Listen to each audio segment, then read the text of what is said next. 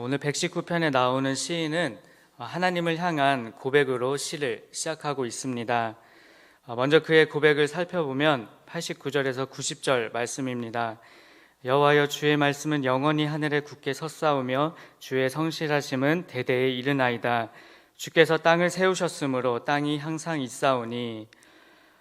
시편 기자는 하나님의 말씀은 변하지 않고 또 그 말씀을 지키는 하나님의 성실하심이 대대에 이르기까지 변하지 않는 분이다라고 말하고 있습니다. 그가 믿는 하나님은 우리가 믿는 하나님과 다르지 않습니다. 또 그가 고백하고 있는 하나님은 우리가 고백하고 있는 하나님과 다르지 않습니다. 그런데 왜 우리와 오늘 말씀에 나오는 시편 기자의 삶은 다른 것일까요? 오늘 말씀을 함께 나누면서 오늘 고백한 시편 기자의 하나님이 나의 하나님이 되고 또 시편 기자가 찬양하고 있는 하나님의 능력과 힘이 나의 능력과 힘이 되는 은혜의 시간이 되시기를 주님의 이름으로 소원합니다. 우리 다시 한 번 더 89, 90절 말씀을 보겠습니다. 여호와여, 주의 말씀은 영원히 하늘에 굳게 섰사오며 주의 성실하심은 대대에 이르나이다. 주께서 땅을 세우셨으므로 땅이 항상 있사오니. 이 말씀을 표준 세번역에서는 주의 말씀은 영원히 살아있고 언제나 흔들림이 없다라고 말하고 있습니다. 저는 말씀을 묵상하면서 이 고백이 시편 기자의 신앙의 근본이 되었구나라는 것을 깨닫게 되었습니다. 언제나 살아계시고 언제나 변함이 없으시고 흔들림이 없으신 그 하나님의 말씀 안에 뿌리를 두고 있기 때문에 시편 기자는 92절과 같은 고백을 할 수 있게 된 것입니다. 92절 말씀을 보면 이렇게 나와 있습니다. 주의 법이 나의 즐거움이 되지 아니하였다면 내가 내 고난 중에 멸망하였으리이다. 시편 기자는 하나님의 말씀 아래에서 고난을 이겼다라고 고백하고 있습니다. 우리는 시편 기자와 같은 하나님을 믿고 있고 또 같은 하나님을 찬양하고 있는데 왜 현실의 어려움 앞에서 또 고통과 아픔 앞에서 이처럼 당당하지 못하고 좌절하고 넘어지는 것입니까? 시편 기자는 분명 말하고 있습니다.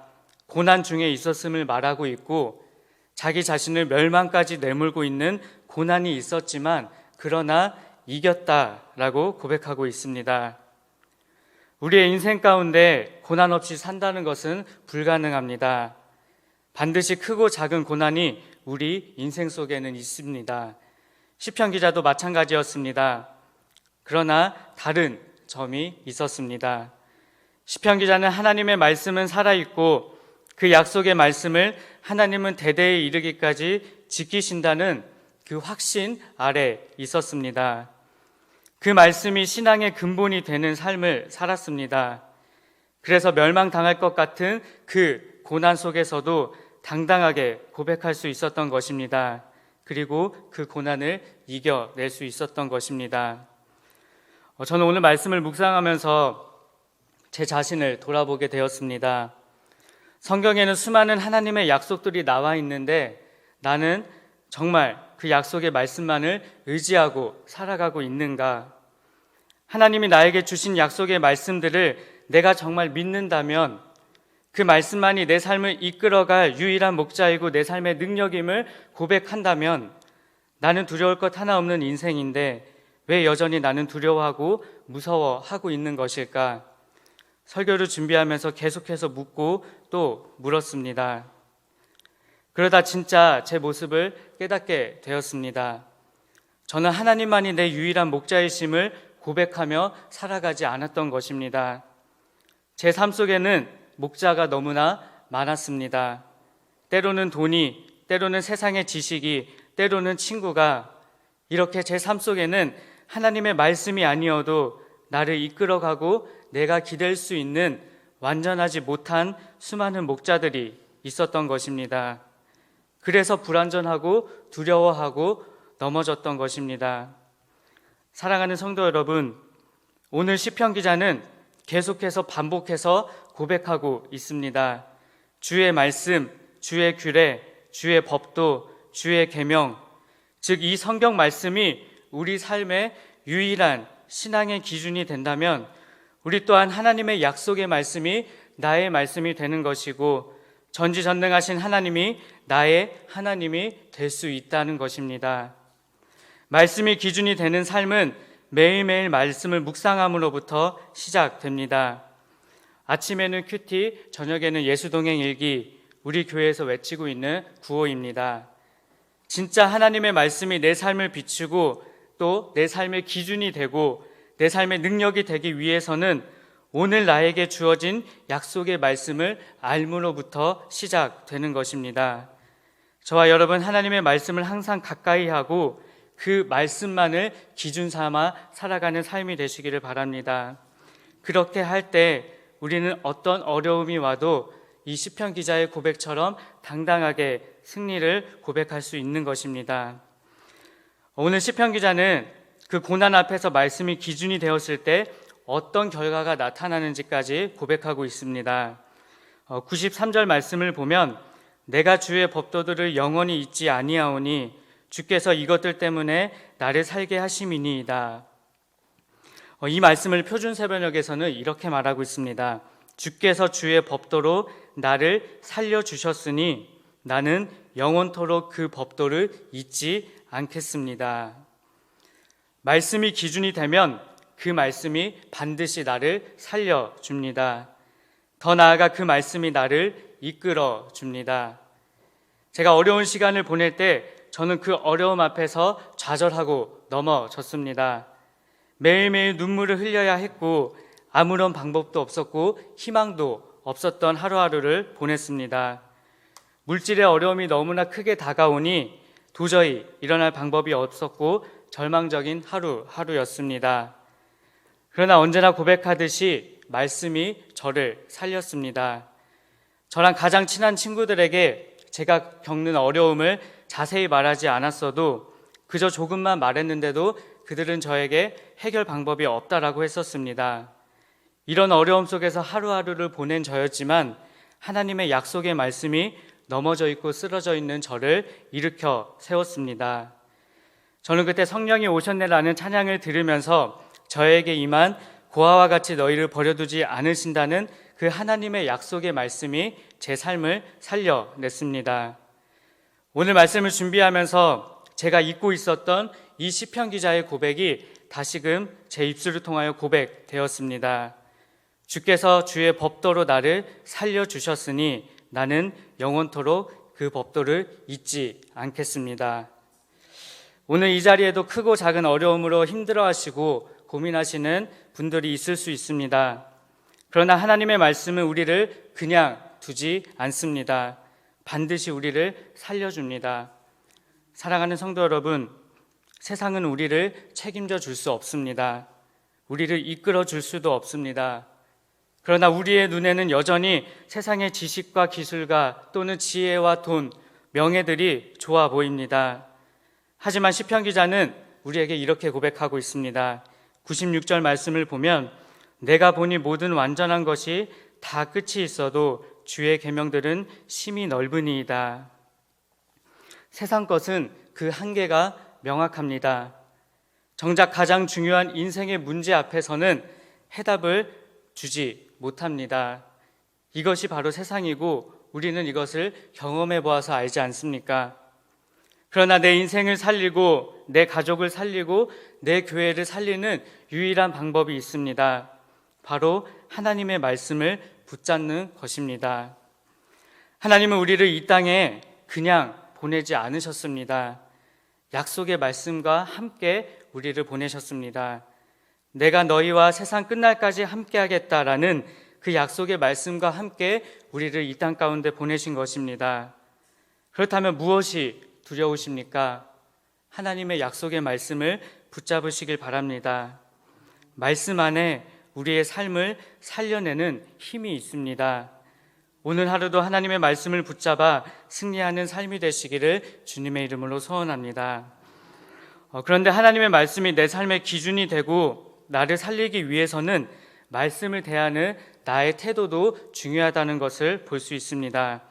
97절 말씀을 보면 내가 주의 법을 어찌 그리 사랑하는지요 내가 그것을 종일 작은 소리로 읊조리나이다.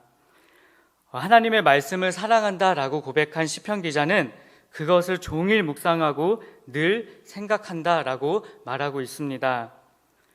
우리는 이 예배 자리에 기도하고 또 말씀을 묵상할 수는 있습니다.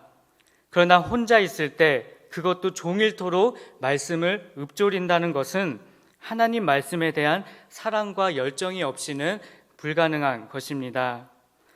저는 이 말씀을 묵상하면서 오늘 우리가 말씀 속에서 이 시편 기자의 태도를 배워야 한다는 도전을 받게 되었습니다. 바로 주님의 법을 사랑하고 늘 그것을 묵상하는 태도입니다.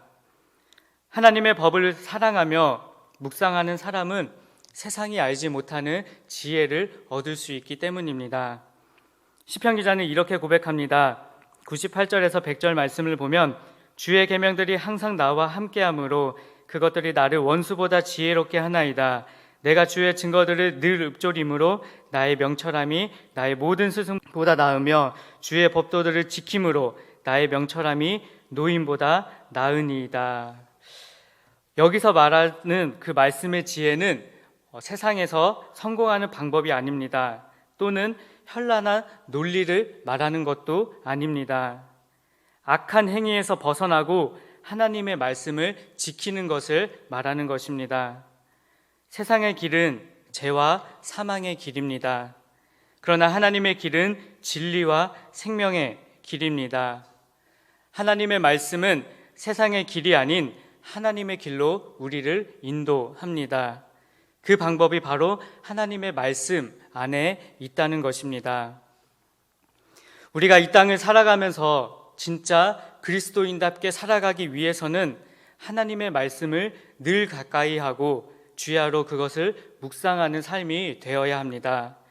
시편 기자는 하나님의 말씀을 사랑하기에 늘 읊조린다라고 말한 것입니다. 개역 성경에서는 이 읊조린다라는 것을 묵상했다라고 말하고 있습니다. 즉 시편 기자는 하나님께서 자신에게 주셨던 그 말씀들을 가만히 묵상하고 또 묵상하다 보니 깨달아지고 명철해진 것입니다. 밝히 볼 수 있게 된 것입니다. 자신을 멸망으로 인도하는 고난 앞에서, 자신의 원수 앞에서 시편 기자는 하나님이 나와 함께 하신다는 그 약속의 말씀, 내가 그와 같이 너희를 버려두지 않으시겠다는 그 약속의 말씀들을 붙잡고 묵상하고 또 묵상하면서 명철함을 얻게 되었고 이겨낼 힘을 얻게 된 것입니다. 우리의 인생은 길어야 90년입니다.